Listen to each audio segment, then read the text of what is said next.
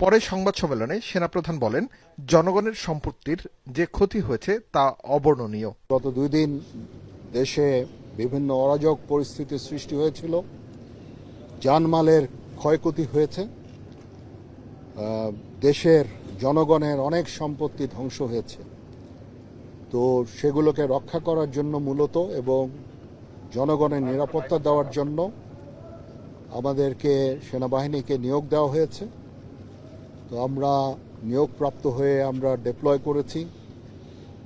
48 ঘন্টার মধ্যেই আমি মনে করি যে একটা স্বাভাবিক পরিস্থিতি ফেরত এসেছে।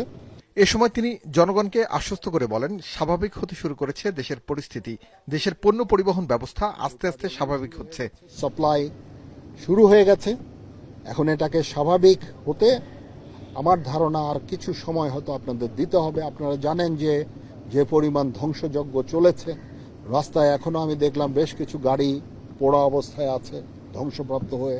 ওগুলোকে পরিষ্কার করতে হবে, পাবলিকের মধ্যে একটু কনফিডেন্স নিয়ে আসতে হবে, যারা গাড়ি চালক একটা স্বস্তি নিয়ে আসতে হবে।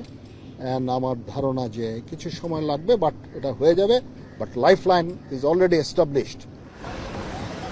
সকল আইনশৃঙ্খলা বাহিনী ও জনগণকে সাথে নিয়ে দ্রুত সময়ের মধ্যে স্বাভাবিক পরিস্থিতিতে দেশ ফিরিয়ে আনার চেষ্টা চলছে বলেও জানান সেনাপ্রধান।